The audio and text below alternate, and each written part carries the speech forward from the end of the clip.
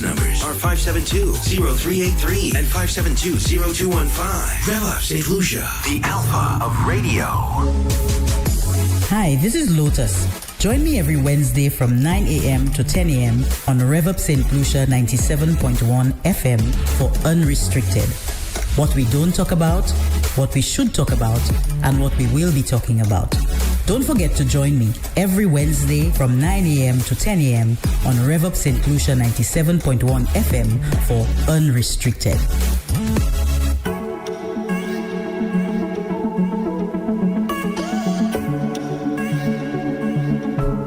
It's now time for Unrestricted, hosted by the beautiful Lotus. Lotus, a very good morning to you. Good morning, Andre. Good morning. Good morning, everyone. Good morning, Facebook. Good morning, YouTube. X. And YouTube. And everyone else in Radio Land. It's good to see you again. Good morning. Thank you, Andre. I'm happy to be here. We missed you last week. I'm exhausted, but... I'm happy to be here. I said we missed you last week. Oh, yes, I miss you. I miss you too, Andre. There's, sometimes in your life there's just a lot happening and you are grateful, but it's still a lot. So it's still very stressful. Mm-hmm. So even though it's positive, it's still stressful. So there's just a lot going on. I understand. And so I'm a little tired, but I'm happy to be back. Good morning again. I'll jump right into the conversation, Andre. A few weeks ago, I think I had a topic where we kind of alluded to that. But I wanted to focus on it because I think in St. Lucia, one of the things that's keeping us back is this phenomenon. And so this morning, I want to talk about the clique culture, a St. Lucian malady. And you may be wondering what do I mean by clique? So it's CLIQUE. Mm-hmm. And what clique means is that a clique, it is a small group of individuals who interact with one another and share similar interests rather than include others, right? So one of the things we see happening in St. Lucia that I've found to be even worse now, and I think that is, as you will see, in the research, I was really excited about the research because, if you think of something or discussion is happening and you don't get the research, it suggests that it's not really a big problem. But when you look for the research and you see so much stuff on that, mm-hmm. and they break it down in so many different areas, I feel, there was some kind of vindication where you feel like, what, this is definitely the right thing to talk about. So this morning we want to talk about the clique culture that St. Lucia have and the many groups. Now there's nothing wrong with forming groups and organizations because, as you know, we have people with different expertise, different skills, and groups and organizations are good for that so that you can focus on achieving different goals. But in this context, a clique is really, they're saying that a clique is, on the other hand, a clique creates division. So the first thing we hear here is the word division, separation. So they come together and they make sure that nobody else can infiltrate that little group. That's right. So what they're saying is that they may gossip or talk negatively about colleagues, intentionally exclude others from meetings, projects, or social activities. They use their collective voice to resist change or undermine leadership decisions, right? So while friendships build bridges, cliques erect walls, hindering the sense of togetherness that's critical to a thriving society. Mm-hmm. So there again, I mentioned the difference, the intention of a normal organization or a normal group is to build bridges, is to, collaborate, is to, reach a common, cooperate. That's mm-hmm. right. Mm-hmm. Whereas in a clique, and look out for each other. Look out for each other. But when you're part of a clique, they only look out for themselves. They look out for who is within the clique. That's right. And we will explore further how detrimental being in a clique is, because what it suggests in the research is that first you have a problem with standing on your own 2 feet, and you cannot make your own decisions for yourself, because when you're part of a clique, you really have to believe what is going on, and even if it's wrong and you know within yourself that it's wrong, you cannot speak up because you have accepted to be part of something that is going in one direction. Mm-hmm. So mm-hmm. you really cannot come back and say, or you can remove yourself from the clique. But again, we're going to explore when you try to remove yourself from the clique, the consequences that you face if you Yes. try to do that. I hope you realize that what you're talking about there also includes politics. Well, everything, Andre, of course. How you mean? Of Right. course. Andre, of course. That is why I, think that it's necessary for us to discuss that. Religion as well. Everything, Andre. I'm going to go through the different areas. Andre, you look like you're excited about the Very, topic. very. That's an old colonial system. And from we slavery. really have Yeah. taken it on. Yeah. And even those who once practiced the colonialism that's still in their DNA. Of course. Still in their DNA, and they refuse to let it go. That's right. And we have taken it on very, very badly. And it's now down to all our little organizations in our offices, even in our churches, like you say, everything. We form those little cliques that are detrimental to the development of ourselves. Andrea, I want you to give the numbers because Sure. I'm sure people want to call and share their experiences, or to let us know if you're part of a clique and if you want to get out and how you plan to do so. Sure, let me just give the numbers now. The fixed line is 572-9710. Fixed line 572-9710. Or you can WhatsApp 287-0971. WhatsApp is 287-0971. Again, the fixed line 572-9710. WhatsApp 287-0971. That's right. So first of all, let's look at how do cliques function? How do they function? They set unspoken rules about who belongs, right? So a lot of times you get into a clique, or you become part of a clique when there's nothing that said you had to sign something before you enter the clique. You look at the behavior. Maybe somebody invites you in to say, you want to be a part of this, and maybe say something to you or not.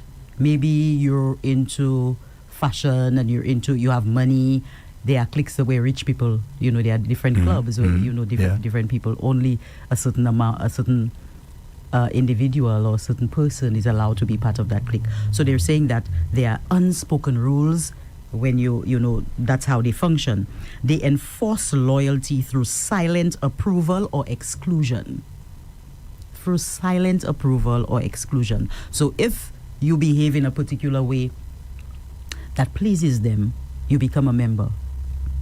But if you start to speak up against something that they believe in, they exclude you immediately. You're not part of the clique. So you know that you're not invited to that party, right?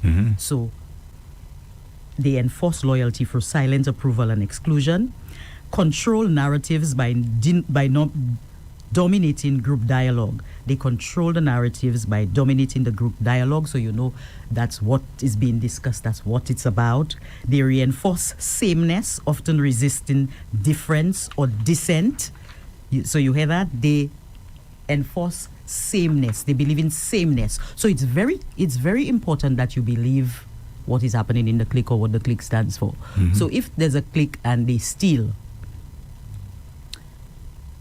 there's a lot of fraud. You have to be very comfortable if stealing yourself for you to be part of that clique. And even if you're not stealing, you have to feel comfortable enough to allow it to happen and not say nothing. Yep. So a lot of times in fraud, there's something we call willful blindness. So a lot of that happens in cliques where willful blindness is the obvious neglect or you close your eyes to something that is happening and you pretend that you just put your head in the sandbox. You remember a couple, I think maybe last year, we had a show on head in the sandbox. So you push your head in the sandbox, you pretend that you don't see what's happening, but you are very well aware of what is taking place. Well, just so our listeners and viewers will understand a lot deeper what you're saying, you remember what happened in the White House last week with Donald Trump and Elon Musk, right? That's a little clique that's there. Exactly. Okay. And now the clique, you see what's happening? Exactly. So we're going to get to that because that's the foundation of understanding how detrimental it is to get into those cliques. Because once you accept these things, and as you said a while ago, you know what's going on. Yes, and then you don't believe it in your heart. You see, if you believe it in your heart, Andre, if you want to be a clique of murderers and liars, you have to take it to the end. That's what I think. So if you are a thief, if you are, and you're part of that clique, then that's what you believe in, so you have to be. But what happens is, because I always say the body doesn't lie, and we have consciences. I mean, the body doesn't lie. The body doesn't lie, meaning that the body reacts to things. So if you know within yourself, the honesty within you feels like, I don't want to steal, I don't want to lie, but I'm going to get involved in that group, it will kill you, Andre. Okay. You will go and sleep at night, you will be depressed, you will start to drink, you will start to smoke, you will start to look for things to separate you from what you are part of, but you don't believe it. You understand what I mean? So you, Andre, if you... I bring you into my clique and you realize that I am a swinger and you do not want to swing, but you decide, you're just going to try because you really want to be part of it. And Andre, you get into the activity and you realize it was way worse than you thought. So now you cannot really get out of the clique. So you go home and you vomit and you drink and you try to binge on things that would take your mind off of it, but it will never take your mind off of it because you have already indulged in what's going on. So that is really sad. And but I don't know if your research would go in depth into how these people are able to play mind games, with themselves, knowing that, as you said, that you don't feel comfortable with something. You have to be playing some no, they're not playing any mind games to convince yourself that it's okay. I don't think they're playing mind games, Andrea.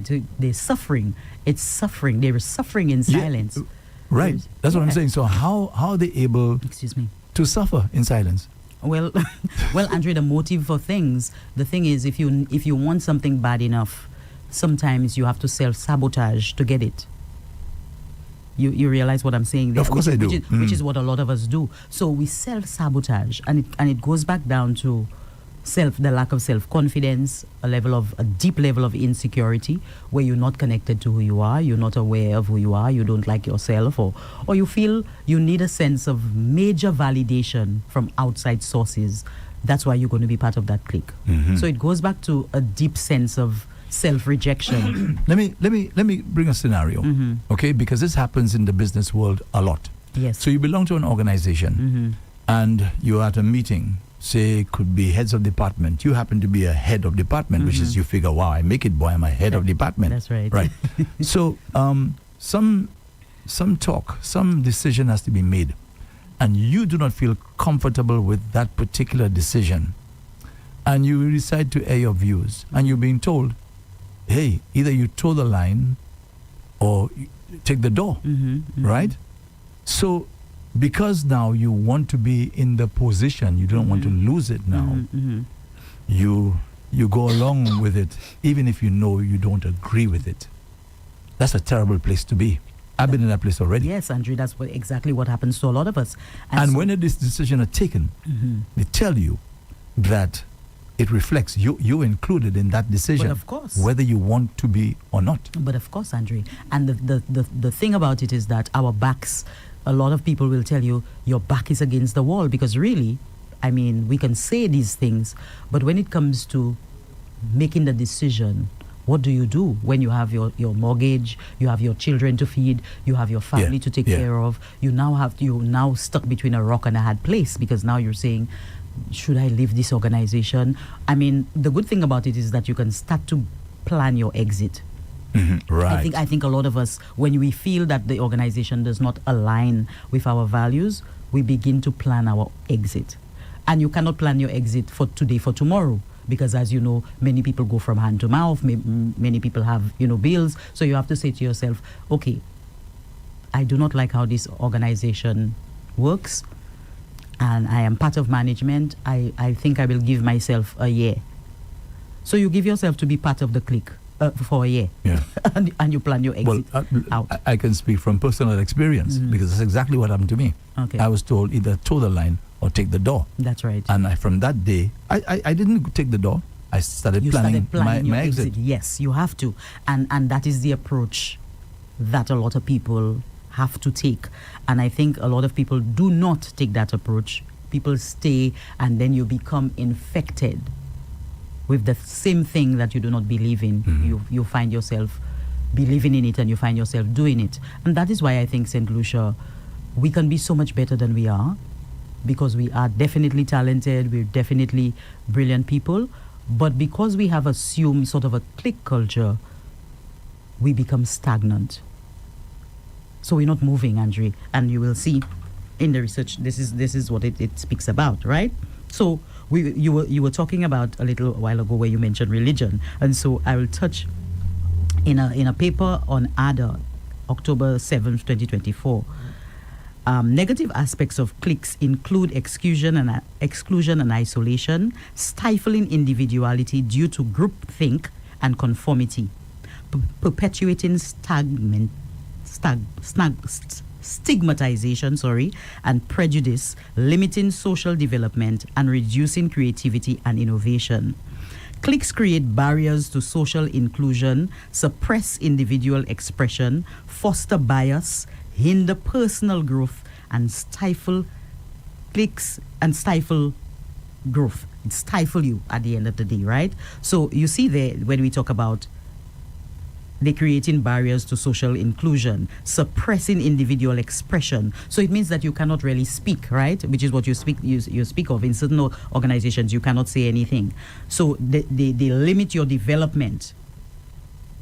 They hinder your personal growth. And that's one of the things we don't realize. It does hinder your growth. And it really traps your sense of innovation. Because if you work in somewhere or you're with a clique that do not believe in something, you cannot even speak. You don't have a voice. You don't have an opportunity to steer them in a different direction. So you yourself become stifled. Mm-hmm.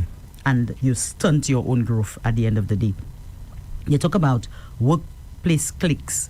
They often form around department silos, management hierarchies, or shared cultural identities. They can provide comfort, but also exclude others from projects or decision making. Now that happens a lot when they mention here, in terms of cultural identity. That happens a lot like that. So if you have 6 Indians in one department, all the Indians will stick together. That's right. If you have, 20 Asians, Mm-hmm. that kind of thing. So cultural, it's very common in terms of the cultural identity of things, where people tend to pool together. So if you go into an organization and it's 90% white and there are 3 black people, you will most likely find that the black people come together. Yes. And be more, mm-hmm. They are close. Yes. to each other. I can again speak from personal experience. I was in the States and I was a member of a church. Uh-huh. Okay, and there were a group of people. The different groups. I said you have the white folks. You imagine you're a member of a church, and those people don't talk to you in the church. Now you have the white people, you have the Indian, you have the blacks. Yes. And as you said, there we all huddle together. We are friends. Yes, and all of you. We're not going there. And but you're not also in the same God. Same God. But you're all singing the same song. Okay. In the church. That's right. I always found that to be very interesting, Andre. Yeah, very interesting. But it's very common as well. So I don't know. I remember there must be separate gods. I remember there was an experience that we had. There was this one of the white people in the church. She was sitting at the front. She always used to sit at the front, and she never spoke to us. Right? When I say us, meaning the black ones. Mm-hmm. Okay, like 3 St. Lucians were seated at the back of her. Never spoke to us until one day they gave a sermon on this whole issue of black and white and how we should, come together and this sort of thing. And after about maybe about 2 years, that's the first time that lady stood up and she turned around and she shook our hands. Wow, that was the first time. Well, that's progress. Well, it is, Andre, when you really think about it, because some people never do that. They listen to the sermon, but they never make the changes. So that's progress. So can you imagine that you're in an organization, and it does happen. Mm-hmm. You're in an organization, and you have these cliques within the organization, and it's almost impossible to break through. You can't. Most of them you can't. Right in the same organization, and you have to ask yourself, where does that behavior stem from? Is that something that's encouraged maybe by the leadership in the organization? There must be something creating that atmosphere. Well, remember I said, of course, there's always a motivation. There's always a driving force. There's always something happening. So a myriad of things. It could be to gain some unfair advantage. It's always to gain some unfair advantage, right? Always, which is what we spoke about when we began this discussion.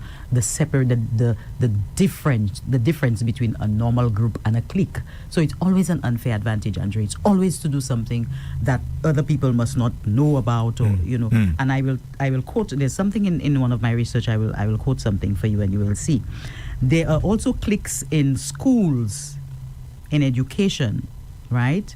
Of course, yeah. The cliques often form based on skill level, who is seen as competent, popularity or social charisma, shared outside interests or class backgrounds. So that happens a lot in the schools, right? So the schools would have separatism with the students. So which students come from living in a particular area, or which students have parents that have a particular background, as opposed to those who are poorer and who are seemingly not of that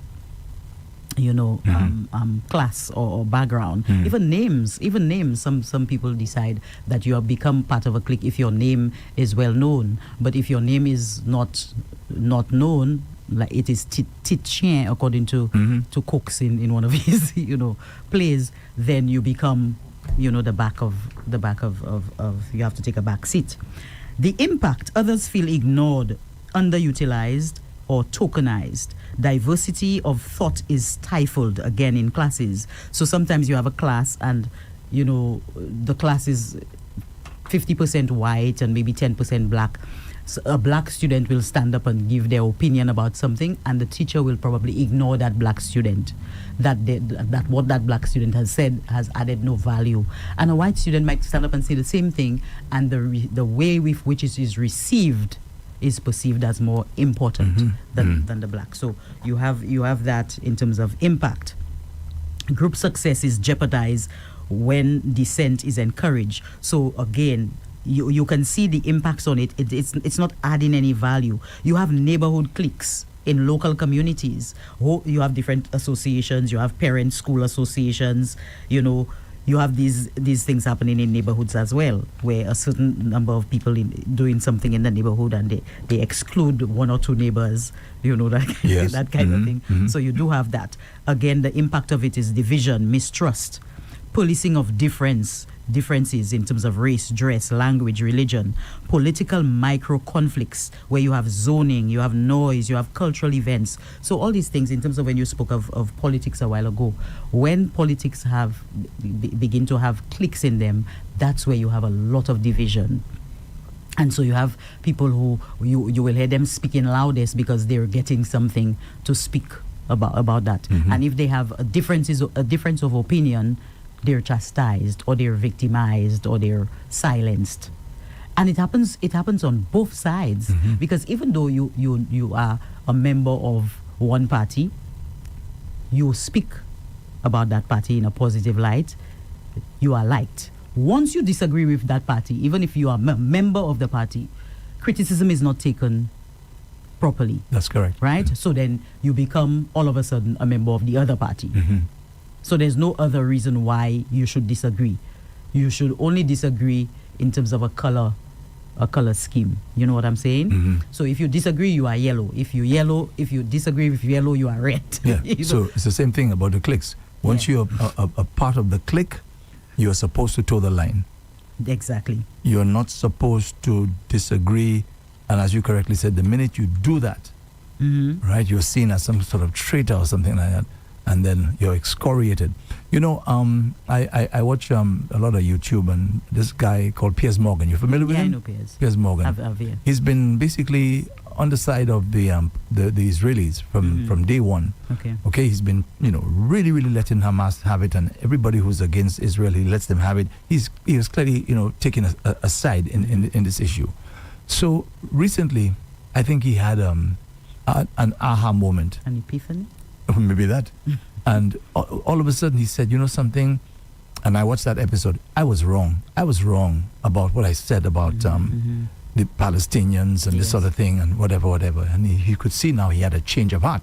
So he was interviewing the Israeli foreign minister, I think, in England, and the ambassador, in England.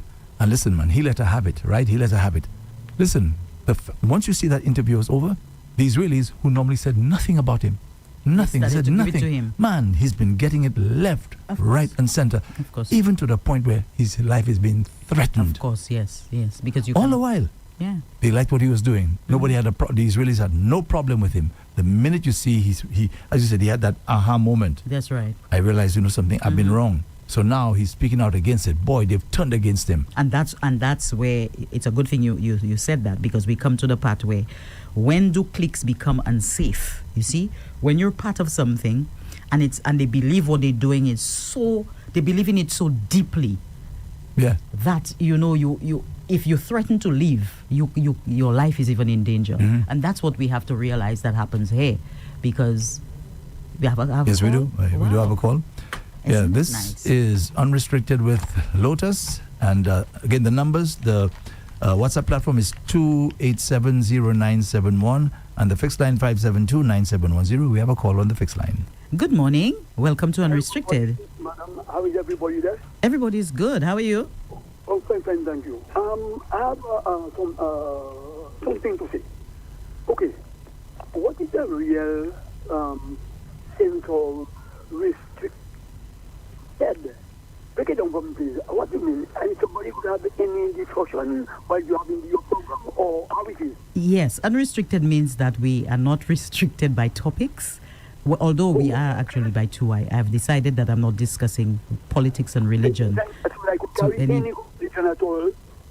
Yes, And- but when we're discussing the particular topic, your contribution must be geared towards that topic at the time. Okay, understand you clear. Thank you very much. Okay, head Yeah. up now. Okay. There's nothing in Kentucky that carry more hatred than the colors, the red and the yellow, and the whatever. But whenever somebody ever know red or yellow, one time they keep themselves a kind of way against you. Whereas if you never have any color at all, nobody knows what you are. Yeah, true. You follow me? As a whatever, if they would ever be able to undo these both colors, it will be able to even take you much better. So you think it's the colors that's preventing us? Understand where you want to, but not carry a color. But the color indicate to anybody who you are. Mm-hmm. And one time you go to a store, to a pharmacy, anywhere you are tall, it carries some weight over your shoulder somewhere. Yes, yeah, you're right. Do you agree? I agree. Well, Thank so you. I do not know how would we able to let people know about this problem we have in Kentucky. How we be able to dismount this, so to speak, this problem we have in Kentucky. This carry more hatred than everything else in life. Kentucky. Yes. Yeah. This is what I have to say. Thank you very much. Thank you so much. And I guess you making a little response that which I listen on the radio. Yeah, thank you. Thank you so much. Have a nice day, sir. Yeah. But you Yeah. see, it's not so much the color. It's what we stand for and our actions, what we do, how we attack. That's the problem. It's We not have another necessarily call. the color. Oh, we do. Yes, we do have another call. This is Unrestricted with Lotus. Good morning. Hey. This is Unrestricted. Good morning, Andre. Good morning, Lotus. Hi, good morning. How are Morning. you? Morning to you. I'm okay. Fine, thank you. Mm-hmm. Thanks for accepting my call. You're welcome. Lotus, although a clique is always in the minority, Mm-hmm. and yet still they are very powerful, Yes, there you go. Yeah, because sometimes you have to ask yourself, let's say you have an organization about 100 people, and you find just about 10 of those people, of those members in a clique, and they are very powerful. Is it because the whole they are financially stable? Not necessarily. I think it's because we don't understand the power of our voices as a collective. And one of the things I've realized is that as St. Lucians, we are very, very coward, and we're very we're very insecure. So when you're insecure and you coward, it's a problem. Nobody wants to come together to do anything. Or they standing in society. Mm-hmm. You understand? That too. Yeah, all this, because that's something that always bothers me. That's a good topic you have there. Why the minority always hold. It's almost like you have about 1% of the world population controlling the world in the world. That's right. You see? And it goes deeper than that. So, you know, people at the time have to determine what do they have to lose. That's why many of us don't protest. We stand by, we watch things happen, and we say if we join the protest, then we might not be able to buy bread at 6 o'clock. So that's why I mentioned the financial and the position those clique hold in society. Yeah. But we can't break them up. We can't debunk, you know, what they're doing. Yeah, we just have to come together to do it. You see, if we come together, you see, you still have to form another clique, you know. I don't necessarily. I'll tell you what. You see, to the other thing, a lot of us want to be part of the clique. It's the insatiable desire to belong. That's what happens. Because a lot of us that stand out of the clique, we want to become part of it. So we don't. Because Lotus, it is easier for 10% to come together than 90%. 90%. You're right. Yeah. You're right. Okay, my dear. Thank you. Thank you so much. Thank you.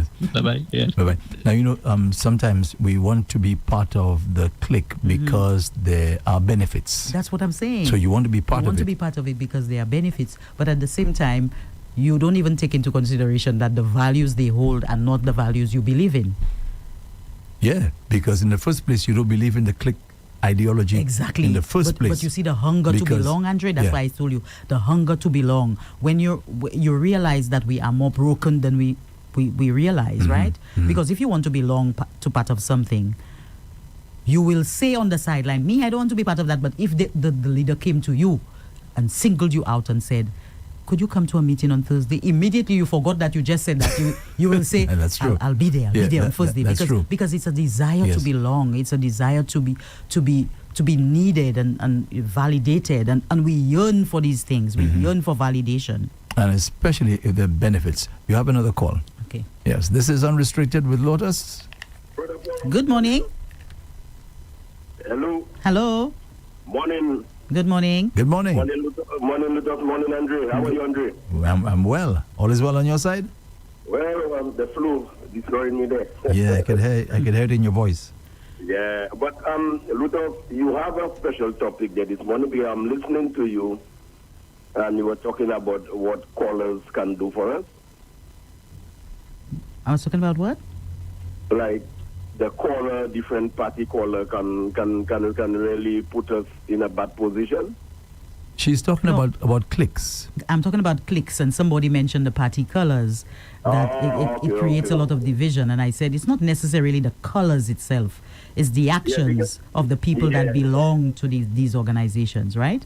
Yeah, because you said something, you mentioned about the unity coming together, and you mentioned coward, and you know, it's almost like we're not together. Am I right? Correct. Now, and you're quite right. And I agree with you. I believe there's so many things that happen in our little island. And I think if we were together, we would have solved a couple of them, some of them, to be precise. But because we're not together, this one, you know, is on data, and then you know, we have the problem that we have in today. And sometimes we wonder, are we going to get out of some of these problems? You see? It's almost like we have a society where the rich, you know, are prosper, and the poor, and how you calling them, those that are lower, you know, they're not seeing daylight. You see? And sometimes it takes a huge effort on the part of us to come together to see that everybody get it equally. You understand what the point that I'm trying to make? That's right, yes, of course. You know? So that is the biggest problem right now we have in St. Lucia. We have all of these divisions and this color politics, which I really want to say to your topic.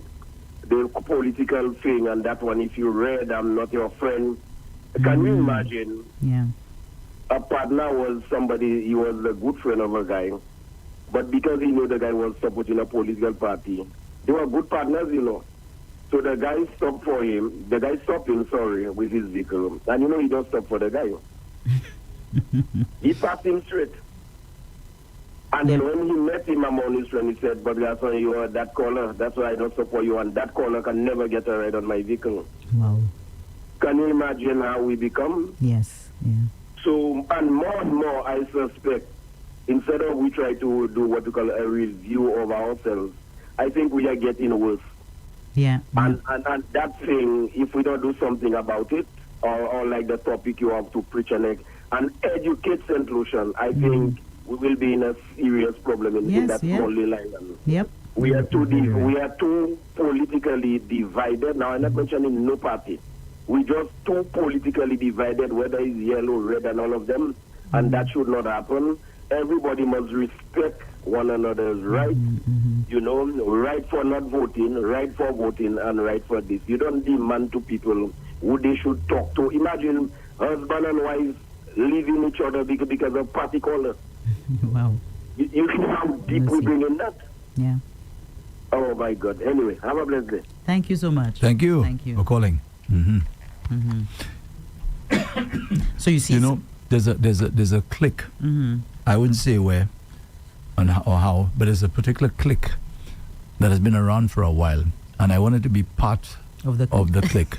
I wanted to. I like that, Andrew, that you admit you wanted to be part of it. Yeah, I wanted to be part of the clique, but I just didn't like the fact that there's still, if I became part of the clique, that there'd be others on the outside. I didn't like that feeling. So I said to myself, you know something, my time will come. Yeah. I don't have to be part of the clique. That's right. My time will come. But you see what you have? You have courage. You have courage and you have respect for your own values. Yeah. And that's to be commended. And I think that there's a very small cohort of people who stand up like that.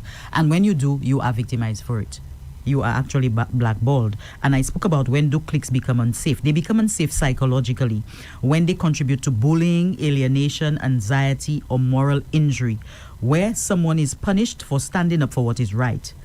Professionally, they become unsafe when they block access to promotion, mentorship, or visibility. Yeah. So you're at work because you do not agree with them, they will never promote you. They will bring somebody above you, they will use you, they will treat you bad because you stand up for yourself. Socially, when they reproduce racial, class, gender hierarchies under the guise of friendship. So they separate. That's the social, when it becomes socially unsafe. And legally, when it becomes legally unsafe is when they reinforce exclusion based on protected characteristics like gender, race, religion, right? So these are when these things become unsafe. And I will talk about how we can create safe and inclusive spaces for when we see cliques are forming and when we, look at how we can make things get a little better around those things. Our leadership, we need to make sure that we train our leaders and that people we put in positions do the right thing. Because when somebody puts you in a leadership position, I think that's where the clique behavior got so bad, is that the leaders forgot their own roles. So the leaders are now poisoned, right? So if you have somebody who is the leader of a clique, they're the head of the organization, they're the chair of a committee, they're the, and they are a jailbird who believe in stealing, who believe in lying, who believe in, just doing things that are unscrupulous. How do you expect the people at the bottom to, we have that phrase in organizations where we talk about setting the tone. So the tone is always set at the top, right? And if the tone is such that there's dishonesty, then there will not be any reason for people at the bottom to exhibit honesty, right? Let me just give those numbers again. The fixed line is 572-9710, 572-9710, or you can WhatsApp 287-0971. WhatsApp is 287-0971. This is Unrestricted with Lotus. The other thing we can do is normalize open dialogue. And I realize in St. Lucia, we don't like open dialogue. We don't really like to speak to each other. We do not appreciate self-expression. And I realize that it is that we do not know how to do it. A lot of us do not know how to do it. And we are upset when other people can do it, right? We get upset that somebody can express themselves and we can't. Learn to express yourself. These things are doable. You spend some time reading, understanding, dialoguing with your family, and allow people to express themselves and to have open dialogue where you can respect an opinion. You don't have to take it, you don't have to accept it, but you can respect it. And I think that's why when you hear the callers talk about the color division, is that you can be representing a party, but you can disagree and you can agree. There's nothing wrong with that, and I think that's where we've gotten so bad that we cannot even disagree. We cannot agree. We see something happen, that party is doing nothing good, and that party has never done anything good. And we know that's not true, at the end of the day. But we stand in the position where we create a clique that says that nothing is being done or nothing has been done, and we believe it with our whole hearts. We use restorative practices where you can be inspired by models and circles, where you start to put things together and believe in the values that you instill in that structure. Diversify power structures, rotate leadership roles. That's the other thing that's critical, Andre, in cliques, is that especially in organizations, sometimes you have one leader that is so terrible, but as soon as you move that leader and you put another one, you see some change, you see some light. We have to rotate leadership. There are people that are in leadership positions for 40 years, and there's no innovation in that space. True. Because they believe in doing the same thing over and over and over again. And it doesn't mean that if something is not broke, you don't fix it. But there's always room for improvement. So a leader who does not want to improve is not a good leader.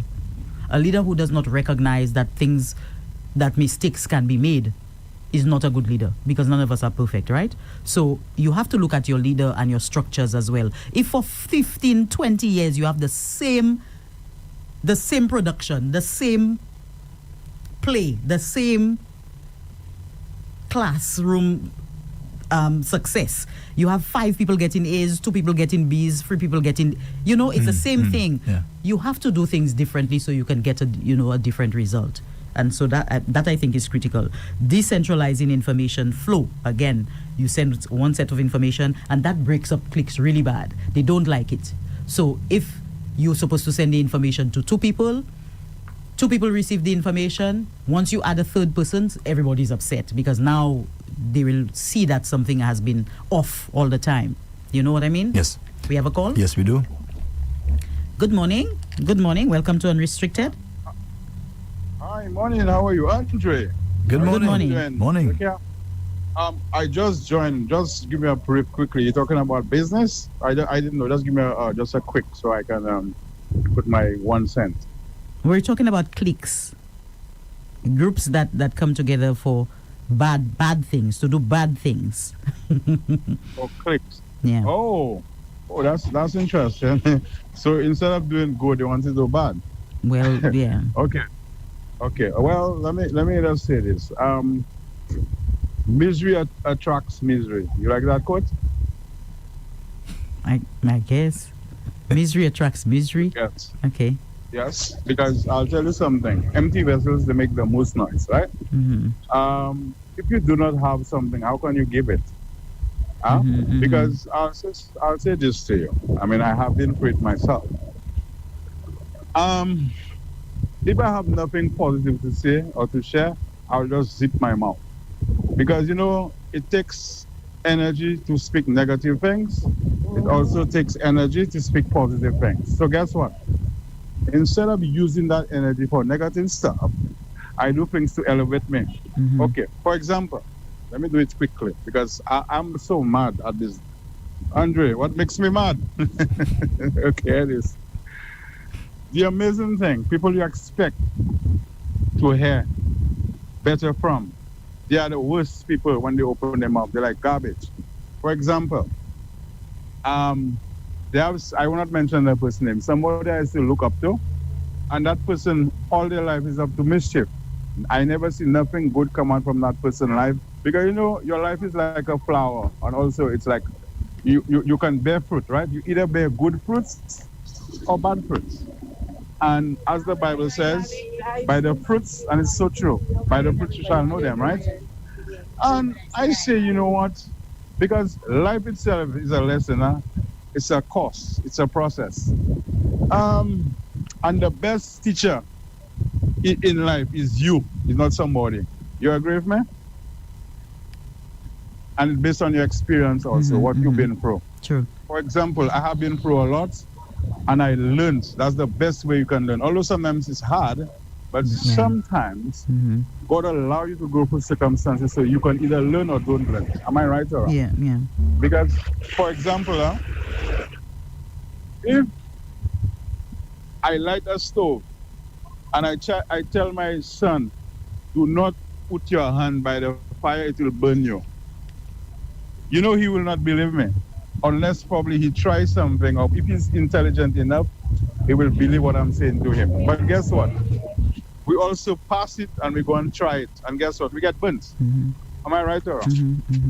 Now, and it's just like our parents. They teaching us to do the right things because they went through it before us.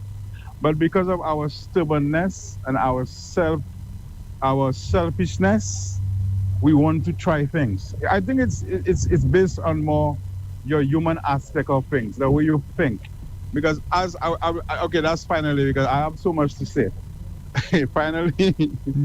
Finally, a man's heart is desperately wicked. It's all that is biblical I given you there.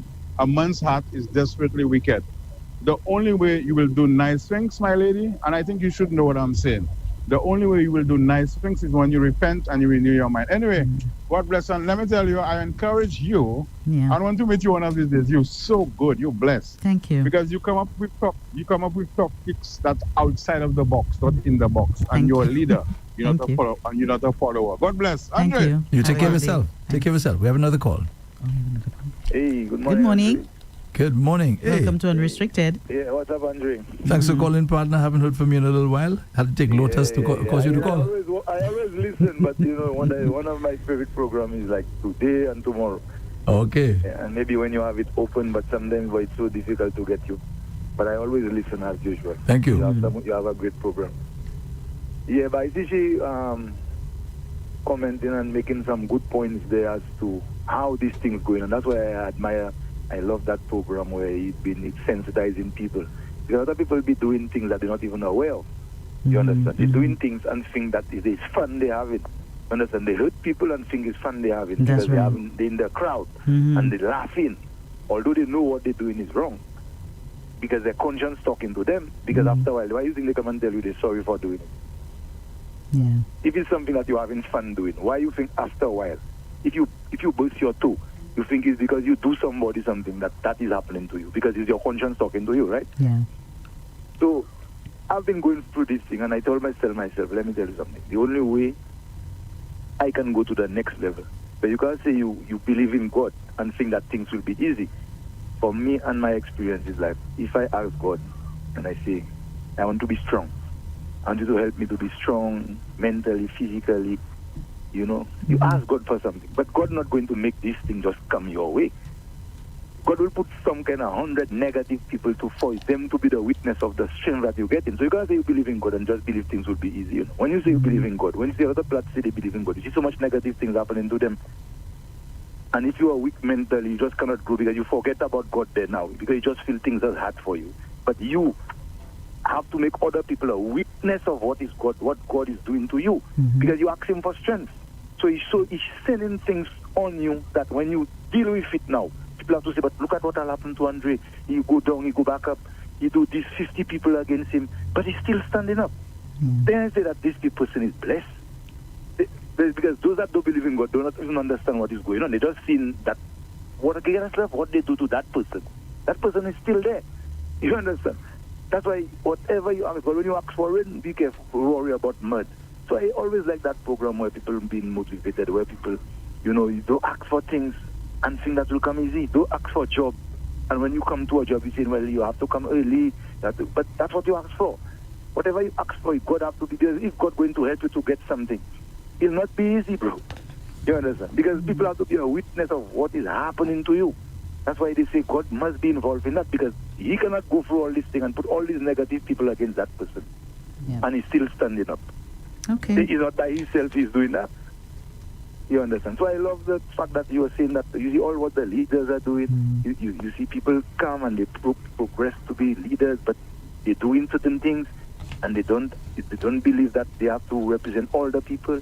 They think they must represent some people that will be on their side, and if not on their side, try to make it as difficult as possible for you. And then the best part of it, Andre, is that you ever interview a 70-year-old or 80-year-old, Andre, and first thing they tell you, if I had known, I'd do it better. So what do you think he was doing all the time? If he thinks at 70-something year old will tell you if they know, they would have do it different. I mean, all the time they're doing it wrong, you know. So now he just now telling you, well, okay, if I had knew, I would do it different, Andre. So you don't think all the time is wrong they do it. Do you ever hear somebody that tell you that they work hard and tell you, yeah, I sit down, I feel proud of all the work I put down, that somebody will build up on it, Andre. How often we hear that? That somebody put his strength out and say, yes, I feel I have given my service, and maybe they could take it from there and go on with it. Everybody tell you, if they know, they would have done it differently.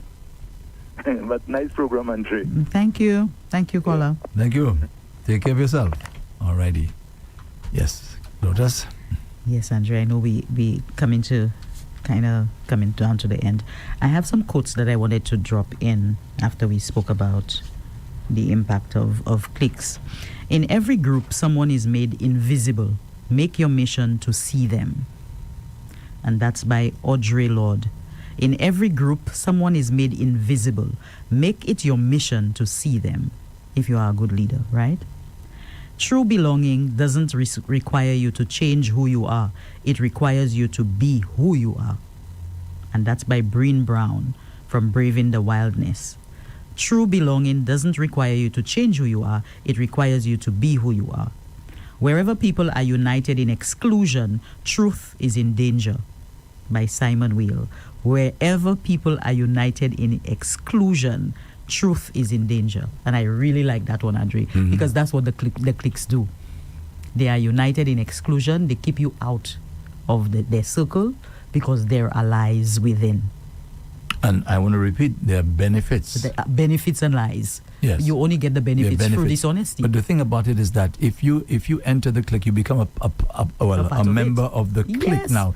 That means that there are other people who are outside of the clique who will not benefit. Exactly. So you have to stand on principle. The dishonesty and it's wrong. It's just wrong. And that's why I tell you that particular clique, I tell you, right, that I wanted to be part of. I said, I don't have to be part of the clique. You didn't want to be part of the clique? One day my turn will come.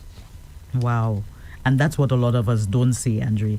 A lot of us don't think of. Because if I go into the clique, which I can, I can if I want to. Yeah. They wouldn't refuse me, but then that means a whole bunch of the others are outside. Yes. So again, in terms of wrapping up, I know that sometimes I have so much to go through, but of course we welcome our callers. So it cuts down on some of the things I have to say as well. Here are some of the steps to mitigate the impact of having a clique. Foster a culture of inclusion. So that's what we have to do in our governments, in our organizations, in our schools, and I'm not saying it will never be perfect. There will always be people that feel that they have to be different and have something on the side. But what we're talking about today is the infestation of the cliques, where you see things getting so bad, Andre, that is going to just explode. Because you realize when... Now, sometimes it does, huh? It always does, Andre, because the thing about it is that, remember when people used to talk about climate change, everybody used to say, that's not true. Climate change is not a real thing.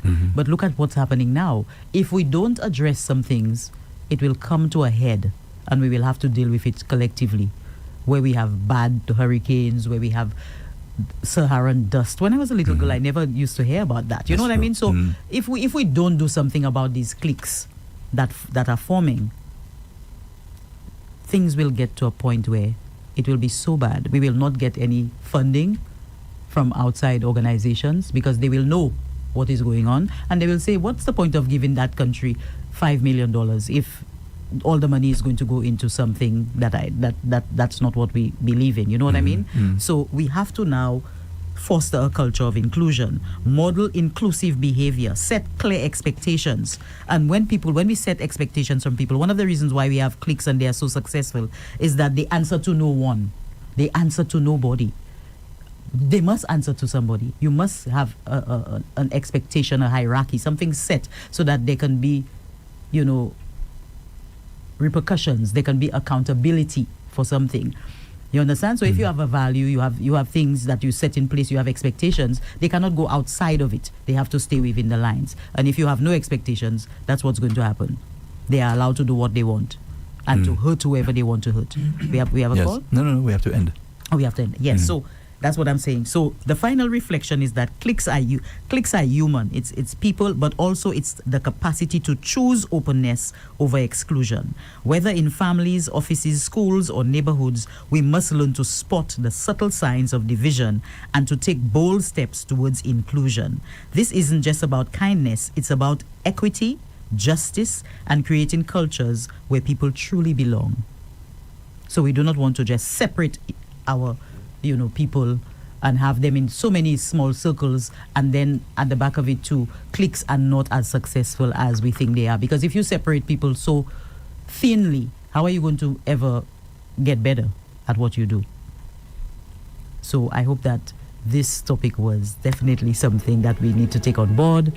I hope that the right people are listening, and I hope that the clique members understand that the weakness is in your insecurity, really. You cannot stand on your own 2 feet. You need somebody to help you do your wickedness. Okay, Lotus, thank you very much for your service as always. You're very welcome, Andre. Until next week, Wednesday, same time. Yes. For another Unrestricted. And those of you checking us out on Facebook, on YouTube, and on X, we'll just take a little break from you and get back for Hard Drive. And remember, Hard Drive is followed by Papa Used to Say. That's from 11 o'clock until 11:30 this morning. And hey, today we have a very special treat for you from 11:30 until midday. A representative from Bellevue Hotel will be here. Yeah, that's right. They're getting set for their Father's Day activity this coming Sunday. And they have some nice things to give away. So please stay tuned for that at 11:30 this morning, following Papa Used to Say.